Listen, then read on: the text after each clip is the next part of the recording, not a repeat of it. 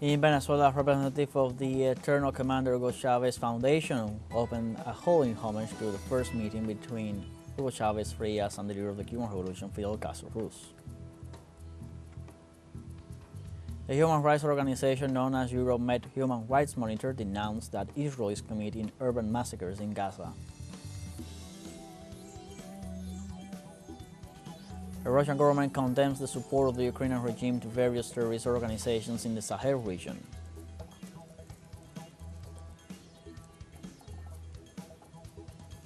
Hello, welcome from the South. I'm Luis Alberto Matos from the teleSUR studios in Havana, Cuba. We begin with the news. In Venezuela, a representative of the Eternal Commander Hugo Chavez Foundation will open a hall in homage to the first meeting between Hugo Chavez Frias and the leader of the Cuban Revolution, Fidel Castro Ruz. The ceremony took place within the framework of the celebration of the 30th anniversary of this historical moment. On the same occasion, the newspaper La Esperanza está en la calle was presented, which gathered hundreds of local and national press clippings from 1994 on Commander Hugo Chavez. This selection is a result of an extensive research carried out by historian Lucas Corner, who highlighted the love of the Venezuelan people for Commander Chavez and stressed the importance of keeping his memory alive to strengthen and expand the Bolivarian revolution towards the world. The commemoration of the death of the liberator brings us together first, and in the framework of this date, we remember that it was precisely 30 years ago, and for that very reason that Commander Chavez traveled to Havana for the first time, and that first meeting took place. That first embrace between Commander Chavez and Commander Fidel Castro, and to pay tribute to a moment that was decisive for what was to be later the course of the history of our America today, we open the doors of a small but emotional room called the First Embrace, and is dedicated to the love relationship between Hugo Chavez and Fidel Castro that begins with that embrace.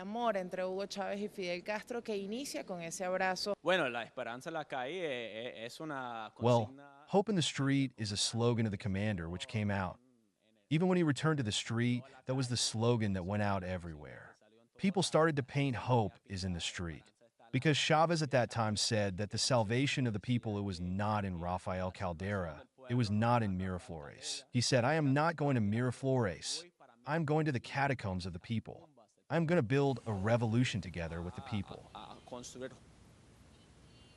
In Colombia, the Quinta de Bolívar Museum commemorates the 194th anniversary of the passing to immortality of the liberator Simón Bolívar in the city of Bogota.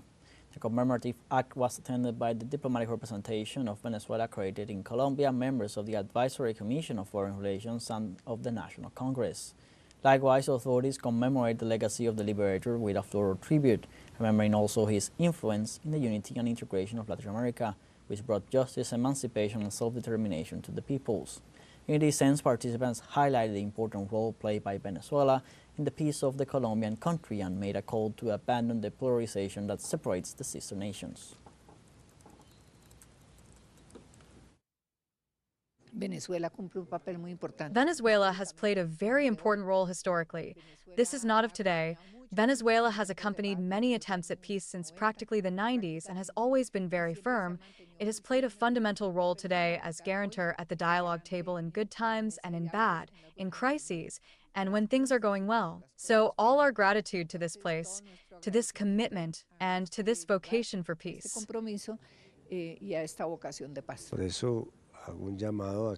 That is why I call on us to leave ideological polarization aside, to understand that the relationship between countries is not managed by governments, but by states. That is why they are permanent. That is why in some way they have no ideological sign or political color, nor do they obey any tribe. So that the invitation we make from here in the Quinta de Bolívar, as we call it in Bogota, to look for the things that unite us and work on a special relationship between Colombia and Venezuela. Also in Bolivia, the Chamber of Deputies commemorated the 194th anniversary of the passing to immortality of Liberator Simón Bolívar. Through the legislator Gloria Callisaya, Secretary of the Committee of Ordinary Jurisdiction, the country paid homage with floral offerings, highlighting the legacy of unity and struggle for independence left by the Liberator Bolívar in the Latin American people. The organization of the event was carried out by the Embassy of Venezuela in the country, the presence of military and police authorities, as well as diplomatic representatives and other authorities. And in Panama, the Manuel Amador Art Gallery presents, as it does every year, the annual exhibition in homage to the victims of the United States invasion of the country on December 20th, 1989. The art gallery annually holds between 14 and 16 exhibitions dedicated to commemorating the victims of the U.S. invasion, in addition to paying tribute to the victims of this aggression. This year's exhibition includes, for the first time, images presented by the December 20th Commission on the exhumation carried out in 2020 and 2021 to try to find the bodies of the disappeared who are presumed to have been buried in mass graves of the invading army. The gallery celebrates 30 years of management making these exhibitions in tribute to the fallen at the hands of the U.S. government.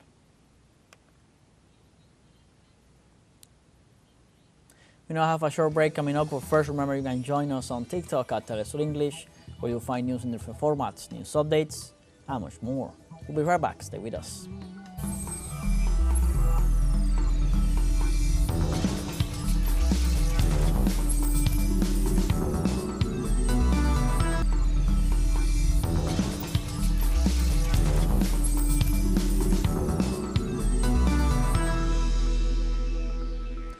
Welcome back.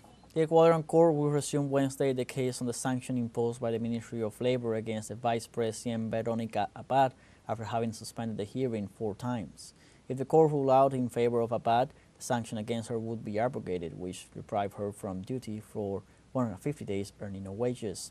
In this regard, analysts describe such harassing measure as illegal, grounded in the Ecuadorian parliament is the only authority to suspend or sanction Veronica Abad. They further consider that such decision of the executive aims at preventing Abad from office due to the fact that the current head of state, Daniel Noboa, expressed his intention to be re-elected, so he would have to enable her as the interim president during his electoral campaign. The 22nd edition of the series of conversations, Cuba and U.S. Foreign Policy, was held in Havana. With the participation of the Cuban Vice Minister of Foreign Affairs, Carlos Fernando de Cosillo, the Forum for Dialogue on Relations between Havana and Washington was inaugurated. In this context, the minister stated that Cuba is willing to negotiate with the United States in search of a relationship based on respect for sovereignty and non-interference in internal affairs. He also added that despite the pressures from the U.S. government, they will not be able to bend the will of the Cuban people.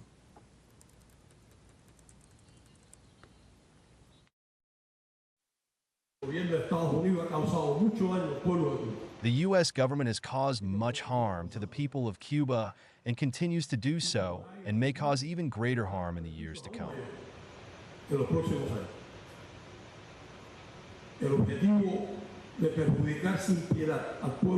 The goal of mercilessly harming the people of Cuba can be achieved, since the U.S. government is a powerful government and has the destructive capacity to cause such harm. What it will not be able to do is to achieve the objective of bending the will of the Cubans. Our will. It has not been able to do so until now, and it will not be able to do so.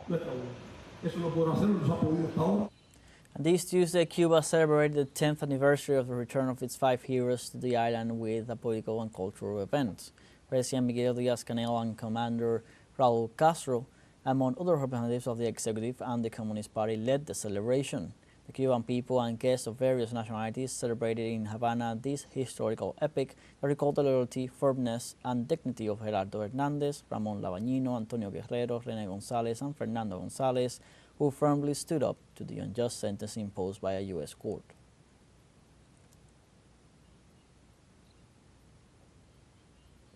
And in the rural area of La Huac, Mexico City, most of an edible herb known as romerito is produced and forms part of a representative dish of the Christmas dinner. This year, a series of floods put part of the crop at risk.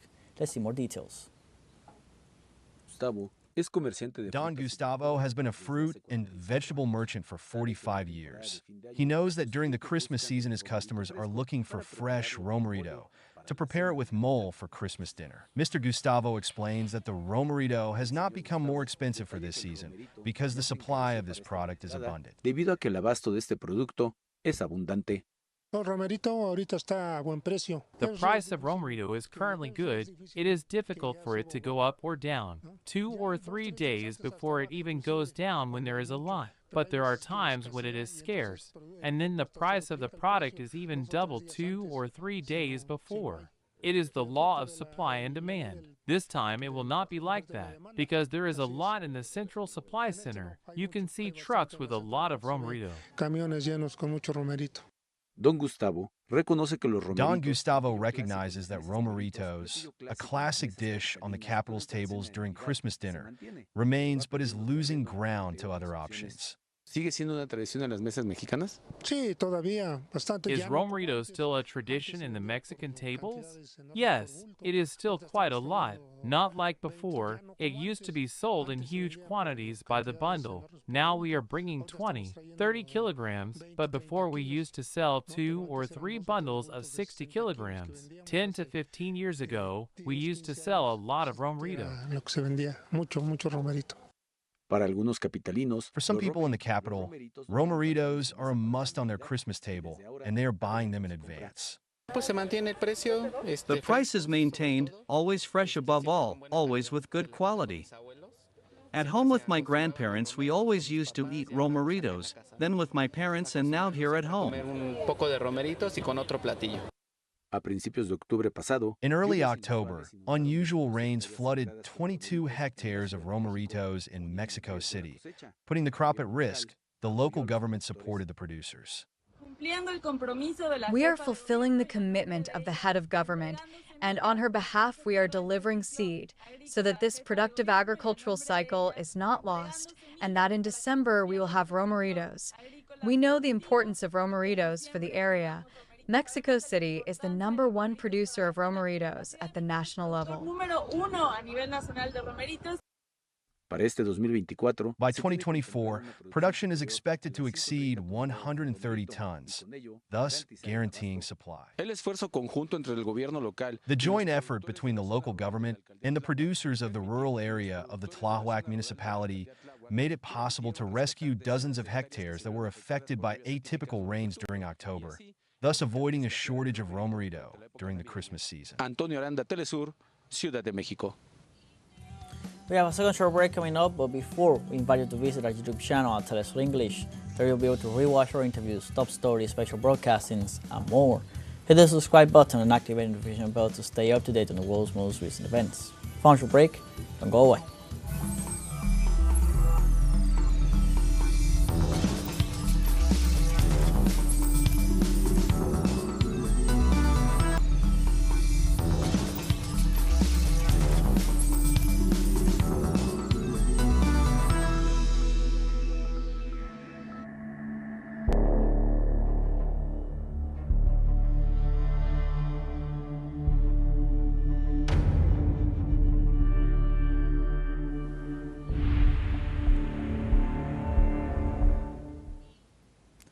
Welcome back. The human rights organization Euromed Human Rights Monitor denounced that Israel is committing urban massacres in Gaza.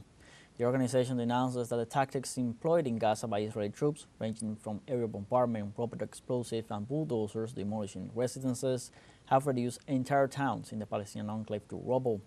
Jabalia, Beit Lahaya, and Beit Hanun, in the north of the Strip, have been completely razed to the ground. The agency asserts that what Israel is trying to do is to erase the Palestinian material and cultural presence, thus reiterating a clear violation of international law. And the UN Security Council called for an inclusive political process in Syria and respect for the country's sovereignty, independence, unity, and territorial integrity. The organization advocates that Syrians themselves should control the process. UN Special Envoy Geert Pedersen urged action against terrorism, a striking issue considering that several member countries are in talks with a self-proclaimed leader raised as a global terrorist. China, Russia, and Iran reiterated the importance of abiding by all Council resolutions, the 1974 agreements, and support for the UN force to observe the disengagement and the implementation of its mandate in the Syrian Gulf.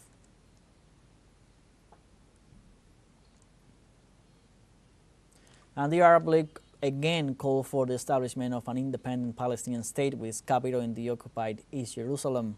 The call was made during a meeting in the capital Cairo with a delegation of the Foreign Affairs and Defense Committee of the French Senate.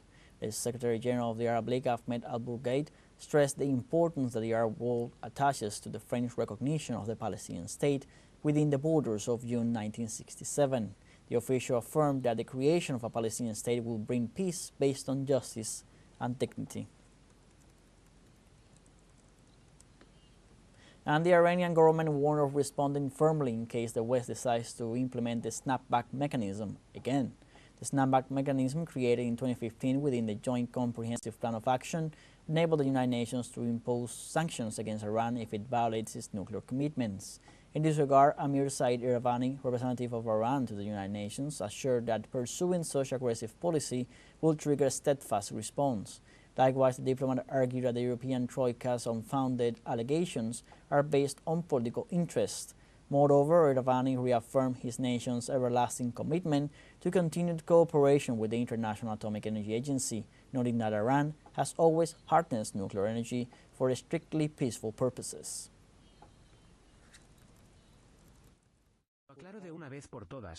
I make it clear once and for all, the so-called snapback mechanism is not a tool in their hands that they can use to threaten Iran. Tehran has clearly stated that a very provocative action will be met with a decisive and proportionate response. In Ethiopia, people across several towns and villages in the Amhara region demonstrate to call for an end to the ongoing conflicts. Students, religious parents, the elderly, public and government officials took to the streets carrying posters with messages in defense of stability. Those mobilized denounced that the recurring security problems greatly hindered development efforts in the area and demanded a return to total normality. The Ethiopian Council of Ministers declared a state of emergency in Amhara from early August 2023 to control the armed conflict between regional forces and armed groups to ensure peace. However, clashes continue. And the Russian government condemns the support of the Ukrainian regime to various terrorist organizations in the Sahel region. Russian Armed Forces Chief of Staff Valery Gerasimov pointed out that the Ukrainian support to terrorist groups represents a greater risk for the people of the Sahel region in Africa. Gerasimov said that Kiev is conducting terrorist training using unmanned aerial vehicles along with subversive practices against civilians. The Chief of Staff warns that the West continues to adopt neo-colonialist approaches, considering the African continent only as a source of strategic raw materials. And the Azerbaijani government denounced the establishment of a North Atlantic Treaty Organization infrastructure on its borders with Armenia. President Ilham Aliyev said that NATO, under the pretext of being EU observers, created this base in the border area. He also pointed out that the sending of observers to the border had been jointly agreed with the Prime Minister of Armenia, Nikol Pashinyan, the President of the European Council, Charles Michel, and the President of France, Emmanuel Macron, in 2022. But it was to be a limited contingent. The head of state noted that over the time, the number of EU observers increased to more than 200 people.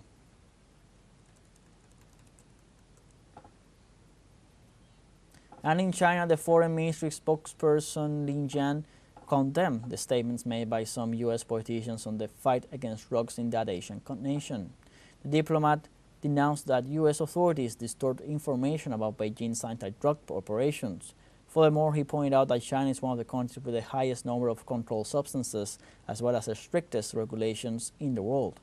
Likewise, the Chinese spokesperson urged the U.S. administration to bind and solve their domestic problems instead of looking for external culprits in an attempt to shirking their responsibilities.